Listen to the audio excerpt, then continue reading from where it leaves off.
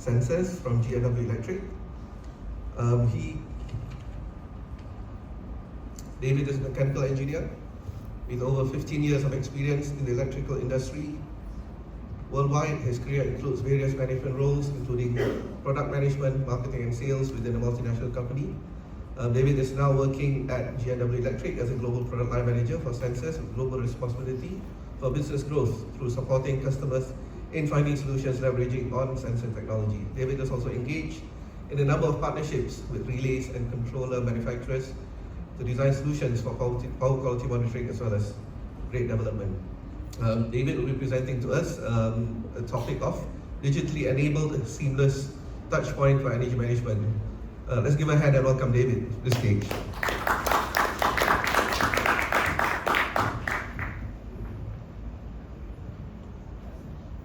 All right.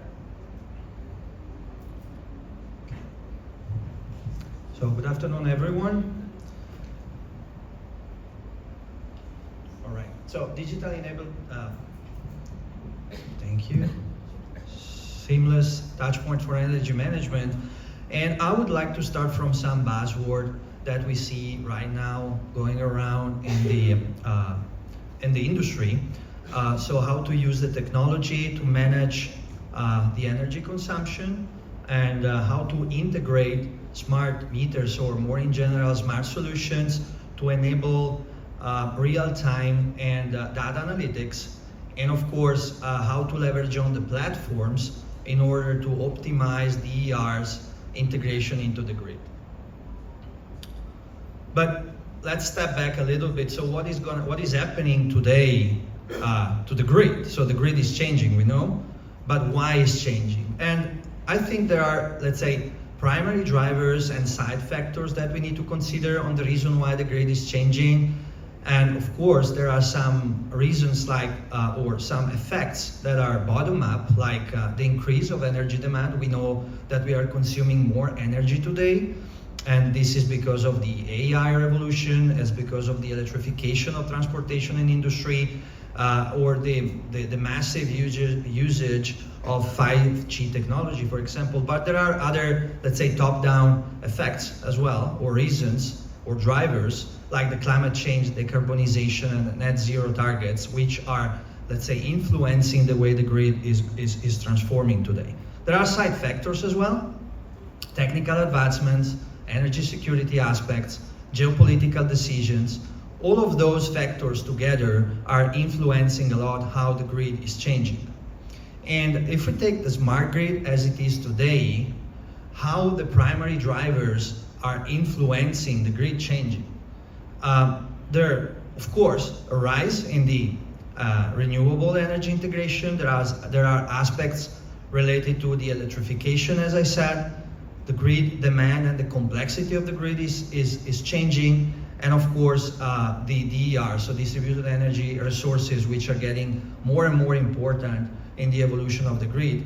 And the side factors as well are influencing a lot in terms of how the grid is changing. So shifting the competencies, new policies and regulatory, cybersecurity, and so on. So if we start from there and we have a look at the data point where we are in this transformation, it's kind of important to look at the situation from a net zero carbon emission targets, and it's pretty visible that we are pretty far from the targets. As well as if we look at the energy demand versus the installed capacity, it's pretty clear as well, taking different regions, that we still have a gap to fill.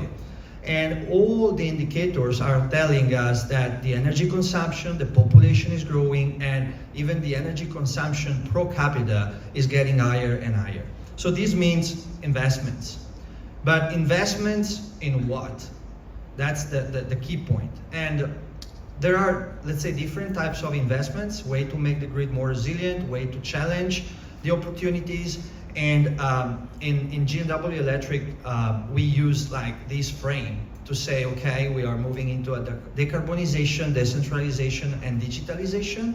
But let's say the grid it needs to be more resilient and sustainable as well. We talk about decentralization, but we need to consider integration as well. We talk about DERs, for example. And the grid needs to be more secure and more efficient and smart. And again, data point, this is a graph that I took from McKinsey report. This is telling us that the investments are going more and more in the direction of transmission and distribution. So if we look at the cost, this is a forecast for US. We are moving from 40% of the cost, megawatt hours cost, up to 60-70% in terms of contribution of the T&D factors in 2050. And this is mainly related to the grid resiliency improvement, like undergrounding for resiliency, grid modernization, and so on and so on. And going back to the buzzword that I mentioned at the beginning, so again, it's a matter of technology, how we are managing the energy consumption, how we are integrating the different resources, and how we are enabling the systems in terms of data analytics, and how we make the platforms smarter in order to get more data from the grid. And in all of this, I think a key role is played by the AI. And the AI, it's a great tool that now the utilities are getting more and more comfortable with and looking for in order to manage the complexity. And this is something that we need to consider in terms of how the Gen AI, or the AI more in general, it's able to help us to manage the complexity and moreover to activate and to enable new use cases.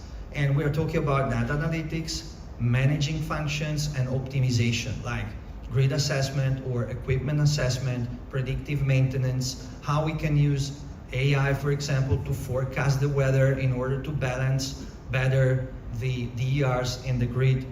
And of course, Gen AI or AI in general, without a proper data source and a proper equipment, it's nothing, it's useless. And that's why, as a company, we decided to work more on integrating sensors inside our equipments in order to have more information out of the grid. And here is where it comes to smart platforms, edge computing, virtualized substations, and moving upstream, centralized protection, distribution automation, and system management. And all of this, again, is connected with the buzzword that we talk about at the beginning. So new technology, new platforms, more integrations, and sensors that enables all these functions and, let's say, enables new use cases through the usage of the Gen AI. So a quick view on a case study that we implemented in US. This is a microgrid. It's very similar to the smart grid. So how the smart grid works is very similar to how a microgrid works. So we took like a very simple smart grid. So we put photovoltaic plants there, we put gas generator, batteries, wind power, and so on and so on. We put it together and we start monitoring what's going on through the usage of sensors mainly. And it's very visible if you look at the graph in terms of power quality, how those are influencing the way the grid is responding in terms of power quality, like fluctuations of the voltage, harmonics, superharmonics, and we were switching on and off the systems connected to the microgrid in order to measure what's going on and the frequency deviation. So once again, thinking about the customers, which is the topic of today's discussion, what is really important, especially when it comes to T&D, so transmission and distribution, and as a manufacturing company, it's really important to get the proper data out of the grid and use the data in order to analyze the power quality and provide a good service to our customers.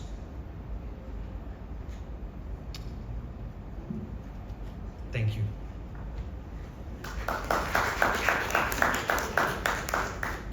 Thank you very much, David. I think we have a bit of time for maybe one question. Yeah, sure. Right. Is there a difference in Gen AI adoption between, let's say, a manufacturing company versus utilities and perhaps more in general, other service providers? Yeah, So from a manufacturing perspective, I think that what's important in terms of Gen AI is to, as I mentioned, is to have proper set of sensors in the equipment in order to think about predictive maintenance or more in general asset management. So this is one aspect.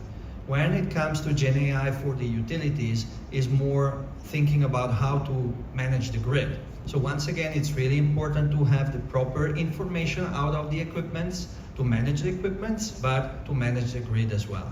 So that's the main difference. And then of course, as a manufacturing company, you can always leverage on the AI to improve internal processes or to improve the productivity and so on and so on. But that's the biggest difference on how you can use Gen AI in the two different fields. Right, great. Thank you very much, David. Thank you. A big hand for David. Right.